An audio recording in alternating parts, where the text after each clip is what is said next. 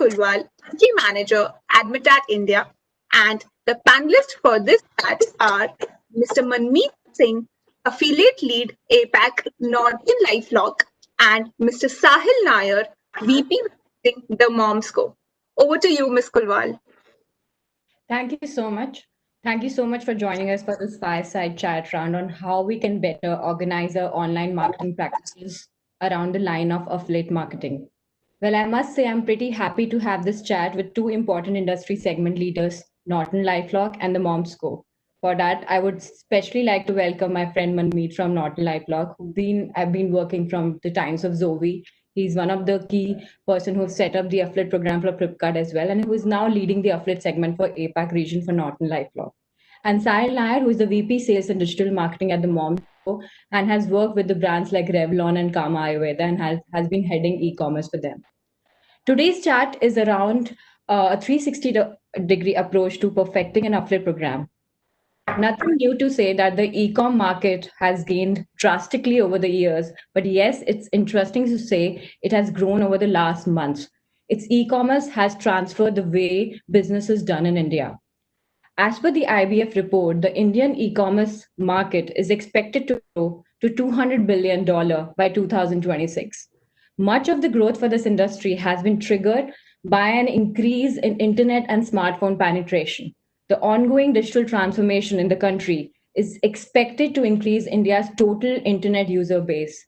Rising smartphone penetration, launch of 4G network, and increasing consumer wealth, online retail sales in India is expected to grow.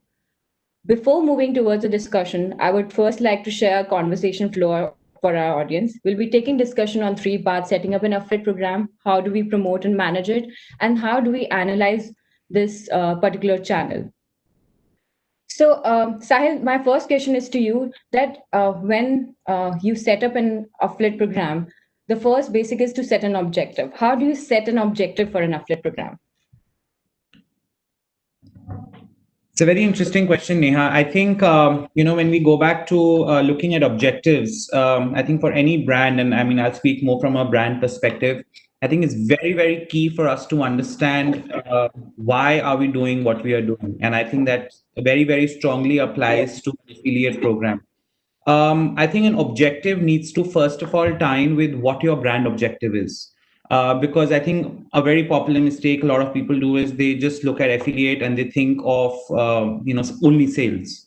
I think what we tend to forget is acquisition, users, right? New users. So it's very important to go back to understanding what is your brand's objective. So if you're a newer brand, I think your objective, more than jumping into getting sales, is to get consumers, is to drive awareness, is to bring new users to your site or wherever you're driving them, right? So I think for if you ask personally for us, objective had to change. Our initial objective when back in the day affiliate program started was to drive more sessions, drive more visitors, drive more people onto understanding who I am and what does my brand stand for.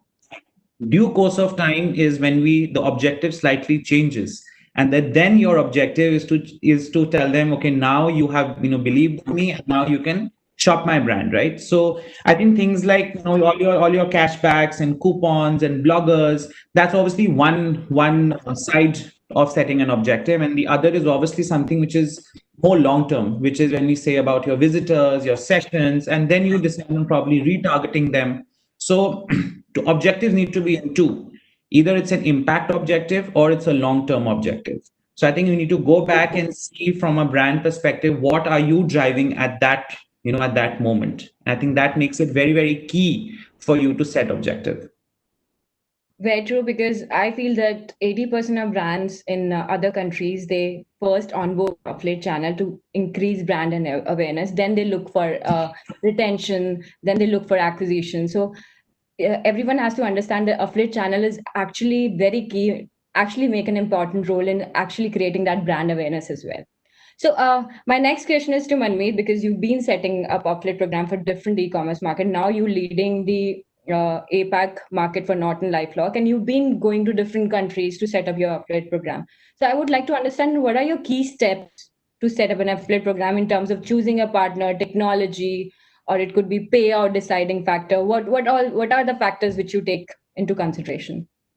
The first step would be, of course, deciding which technology or which partner would you go ahead with while setting up an affiliate program. Now, I had the privilege of setting up the affiliate program in two of my previous stints at Zovi and then at Flipkart. In my current stint at Norton, I have inherited a mature affiliate program, so did not have to do a lot of setting up as such, but had to do a lot of tweaks to scale up the program.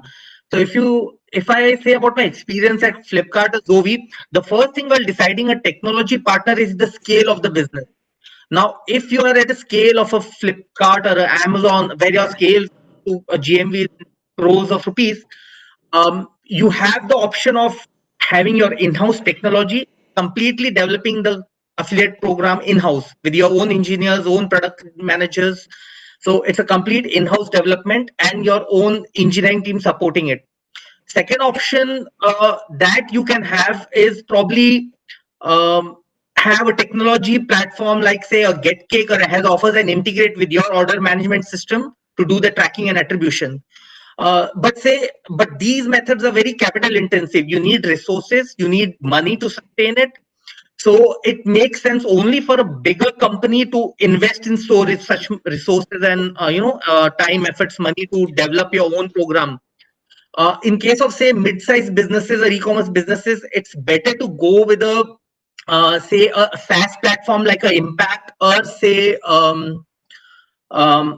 fully end-to-end a platform which provides full end-to-end services like say a CJ or a Rakuten, Linkshare. So these are platforms where you can start the program in the platform itself, do the tracking, attribution, payments, everything is there inside the platform. So basically, the scale of your business is the first criteria which will decide your technology partner.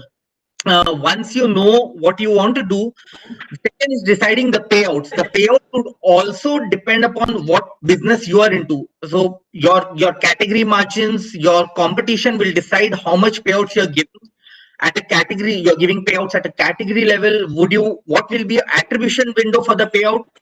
In industry, it ranges from industry to say for online travel or online shopping, the trend is to keep a 24-hour attribution window. Whereas say for niche verticals like B2C software like antivirus, which I'm working, the trend is close to 30 days or 60 days.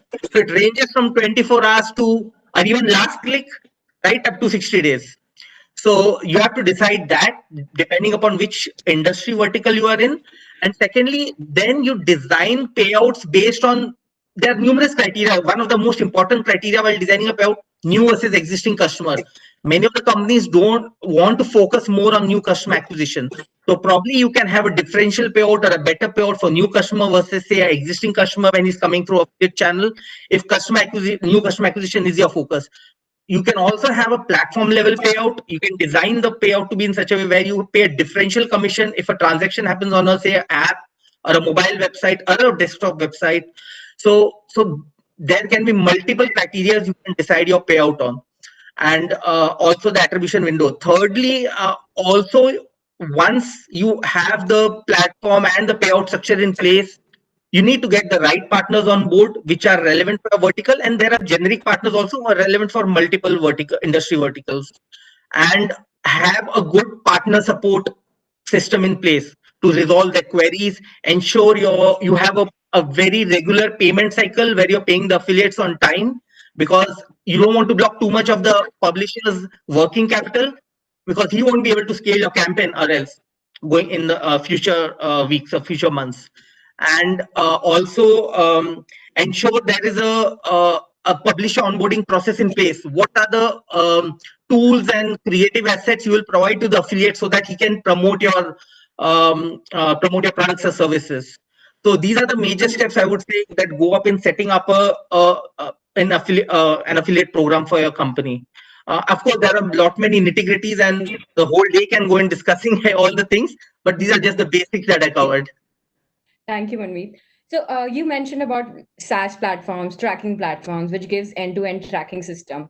But the biggest challenge in India and at our network like us, Admitad, who are providing the tracking platform, apart from we are an affiliate network, we have set up publishers where clients can onboard. But The challenge we face in our in particular in India region, Manmeet, you will be surprised to know that we are working on, like, clients tell us that to work on GA reports, though Google Analytics is a wonderful analytical tool, and they work on offline model too, where we get reports after 24 hours, then we get uploaded on panel. This is a very basic. So it is very important. I would like to hear your thoughts on it, where how do you think that it can actually affect the long term sustainability of an affiliate program when we work on offline model? I am actually flabbergasted to hear that brands still use an analytical tool like GA to track orders. That's not what analytical tools are built for. It's to support you and not to use as a primary mode of tracking and attribution for affiliate channel. Um, if you're really serious about developing affiliate as a acquisition channel for your business, uh, don't be stingy with the technology. Invest money for the long term. It's better to invest in a good technology platform for tracking and attribution. There are multiple ways I've mentioned to you. You don't need to. If you go for an end-to-end platform, say like a CJ or a Admitad, it may be a bit expensive. Whereas if you go for just a pure play technology platform like a GetKick has offers, you have to make more efforts in the integrating that, but it's comparatively cheaper. But using analytical tools is not the right way to do tracking and attribution. At the minimum, what clients need to do is uh, probably put the publishers or the partners pixel on that confirmation page, which will give real time reporting to the partner so that he or she can then scale up the campaign. Because getting a report from GA, at the minimum it would be a 24-hour lag in providing the reports to you, and it would take time for the publisher to kind of analyze the data and then make changes to the campaign. So frankly, if you are serious about affiliate channel contributing to your acquisition efforts, uh, better use some of the proven technology platforms to do that. Sahil, your take on it? I mean, I know Momsco has been providing the online tracking solution, everything, but your take on it, I'm, where I'm, brands. I'm, I'm as aghast as Manmeet is. I feel I think it's criminal to be not like very rightly he's mentioned, these are support, these are tools to assist you. These are not tools to drive. I think affiliate is a program to drive business, and you have to use an online tracking mechanics to drive business. GAs are these are I am not going to speak more about it. It's a strong recommendation for everyone who's viewing us to say that please move to an online tracking. It'll do you a lot of good in the long term, I think. Yeah. Yeah, because and so many changes coming at browser front. You see, Google Chrome has come up. I mean, the Firefox has come up with the changes. Google Chrome is coming up with changes, and those changes can only be adapted when you have a pixel in place, Yes. cross device Yes. tracking in place, and everything. So yeah, moving to our next discussion, that how do we promote and manage our affiliate program? Sahil, my question is to you. What do you think the communication? You've been working with an agency and an agency working with for the affiliate partners. How do you think the communication plays an important role in actually managing your campaign? So I think communication here. I kind of look at it in two folds. One is communication with my affiliates, and one is communication with the end consumer. And I think that is very very key for any of the brands in any space, may it be fashion, may it be personal care, may it be an FMCG. It's I think it's pretty much at the fulcrum of trying to grow the business or to drive the business forward, because what happens is that if you do not treat an affiliate as a partner in the journey, they will be very disconnected to what, again, we going back to our first question as to what the brand objective is. So I think it's very important to have a constant, and I mean, we work a lot with Admitad, of course. I mean, they are I mean, my key partners. And I think there's a constant communication, may it be a sale, may it be a new launch, may it be anything happening. Believe it or not, there's a calendar shared with Admitad of the next 20 days. It's in the loop, right? Yeah. In all the design briefs that go out, because designers at the end of the day are I mean, on e-commerce, it is through design that you communicate. All banners, mailers, SMSs, every single communication channel needs to be tapped on. And while it's important for your homepage banners and your app pushes to be designed, it's very important to keep the same communication tonality when you are communicating to your affiliates, right? So I think it's very key in both forms, that please, we need to keep our affiliates very well apprised and informed about what's happening from, and it's pretty much day to day, right? They are your partner sitting out of office. That's the only difference. And True. second is to reach out to your consumers, because you don't just reach out to them, obviously, with coupons and cashbacks and to incentivize them, but they are also, like, we going back to saying, the objective is, when the objective is to drive awareness, is to go back and communicate your RTB, your reason to believe, why the moms go, why an XYZ, and that also goes back in seeing what does your brand stand for. So for example, if my brand stands for absolute purest natural certified products for moms and their babies, and my cashbacks is on a completely disconnected product from my portfolio, it's not interlinked, right? So it's very important to communicate that to the affiliate, and it goes back and stitches to the brand. So you have to have the whole very holistic, and the ecosystem needs to remain the same. Hence, I think I would, communication is very, very key to driving this part of the business. Thank you. Manmeet, I would like to ask about, how do you tackle frauds? Because I know frauds have been part of the industry from quite a long time. So I would like to want to know your views. How do you tackle these affiliate frauds which happen day to day? It could be brand PPC. Yeah, like a few rotten apples can spoil the brand. So affiliate has had a bad name because of the frauds that brands have experienced, and rightly so. The channel has to take some blame for it. But that said, there are multiple tools available in the market to ensure you can keep your campaign clean using third-party fraud detection tools. There are multiple. You can integrate with your affiliate system or use it with your existing through your agency. If you are outsourced your affiliate program, for example, there's Fraud Logics, there's Forensics, there's 24 Metrics. There are multiple tools available that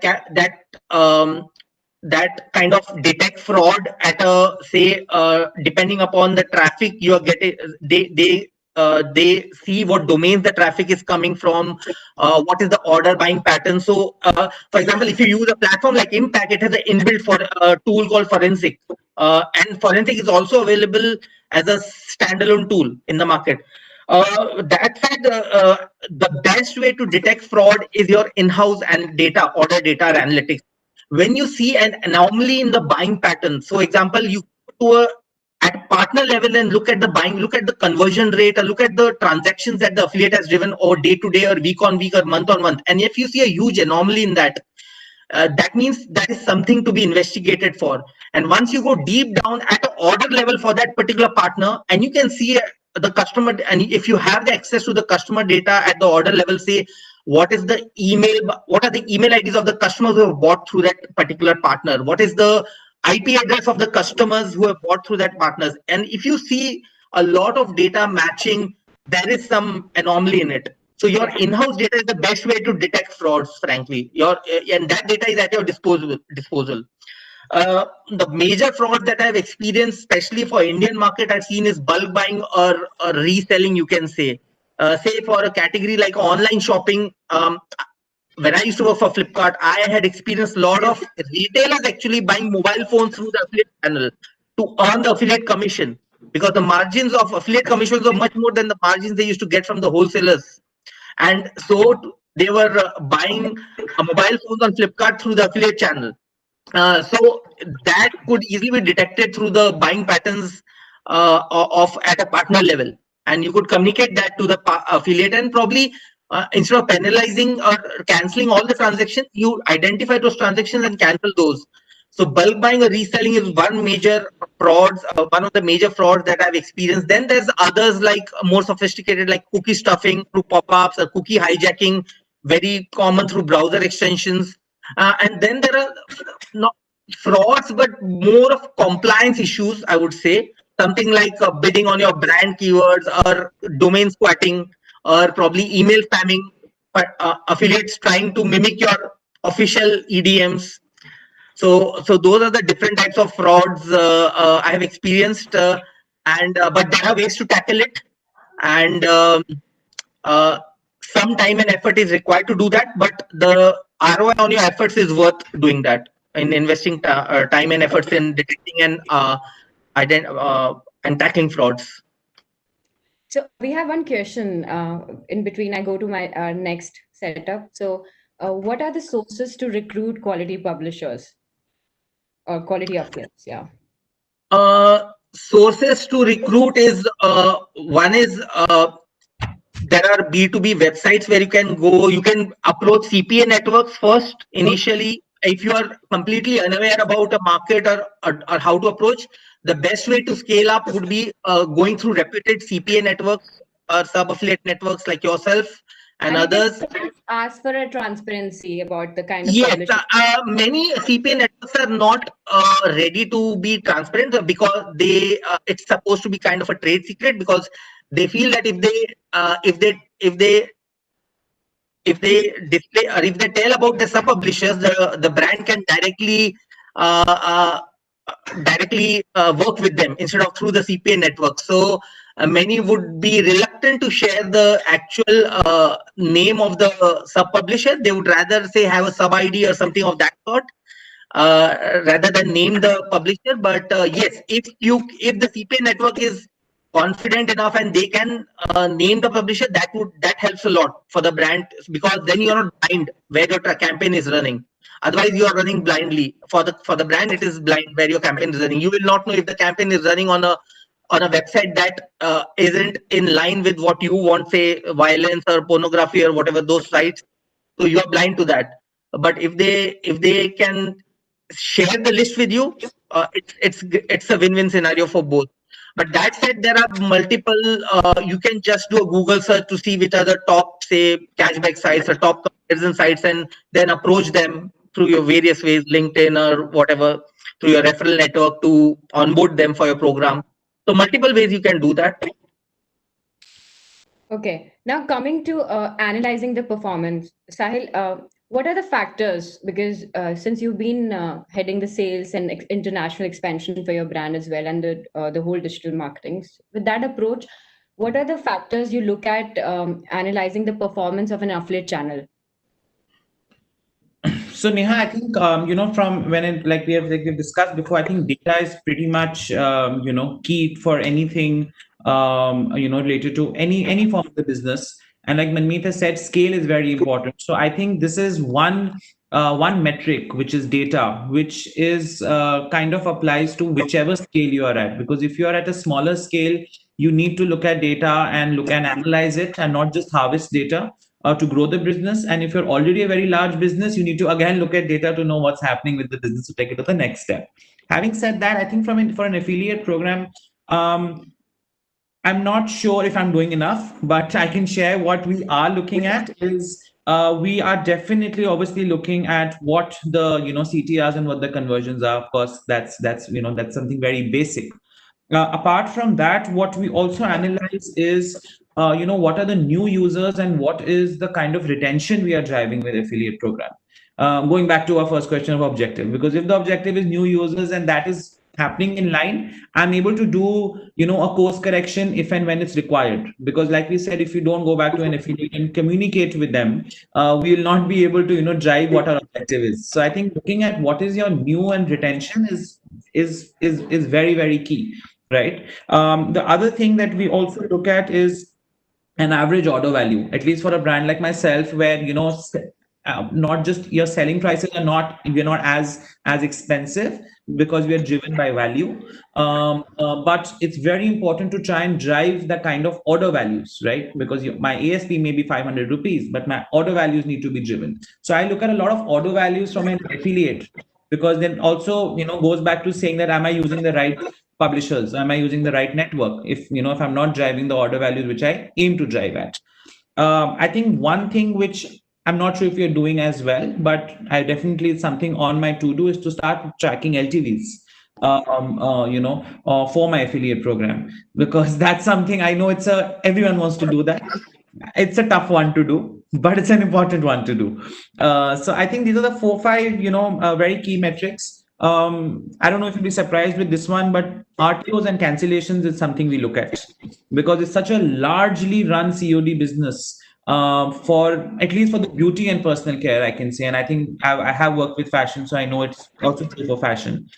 Is the RTOs and cancellations. So I think that's already been covered in with Manmeet when he's spoken about fraudulent cases. But RTOs and cancellations we track pretty closely to see, and that's again goes back to saying the kind of network. I mean, so much so I can tell you, Admitad and another one I wouldn't name. My RTOs and cancellations are the least from this network vis-a-vis three other networks where my RTOs are the highest. So it's quite uncanny for me to say who do I need to work with and where do I need to park my dollars, right? Right. So RTOs and cancellations is also something which is quite key, at least to the business I'm in. But LTV, I really want to work on that now. That's my next. Coming to the point, LTV, and another point is latent customers, where we actually request brands to actually look at, because yes, the end objective of client to get new users, but affiliate channel is a very important channel to create uh, to retain your existing customers, increasing the LTV of your existing customers. And I would like to ask Manmeet that why brands, when they look at other channels, when they look at affiliate channel, they just want new users. So I would like to take your call there.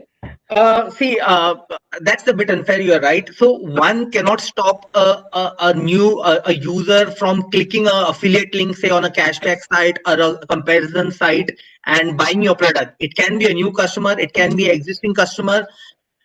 Neither the affiliate can stop nor the brand can stop. It's the customer who is doing it. So yes, there can be both new and existing customers. It's not that affiliate can drive 100% new customers, and neither can SEM do that, and neither can paid social do it. You can, and if you say you don't want to pay the network for the existing customers, would you say that same to Google, that you don't want to pay for the click because it was the existing customer, or you won't pay to Facebook because it was the existing customer? You cannot do that. So yes, what I would do is, as I said, so there is a lot of levers available where you can optimize your budget by paying lesser for existing customers and more for new customers. As I said previously while setting up affiliate program, that way you can at least optimize your budget. But saying completely that you won't pay for existing customer is a bit naive, I say, because you wouldn't dare do the same to Google or Facebook, and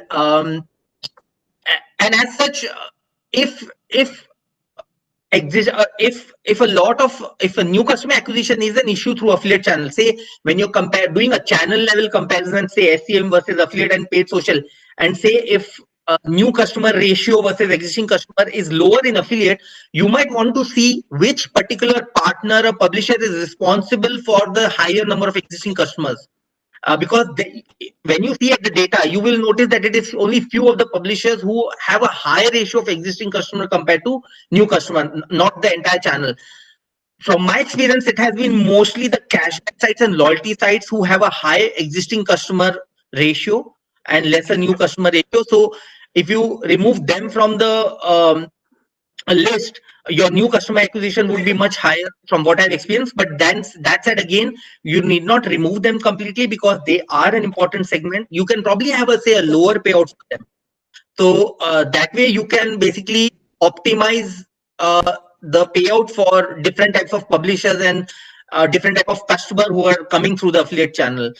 Uh, and when you're speaking of LTV, so yes, when you're doing a LTV, you want retention is mostly a issue when once the customer comes in, it's out of the affiliate's purview.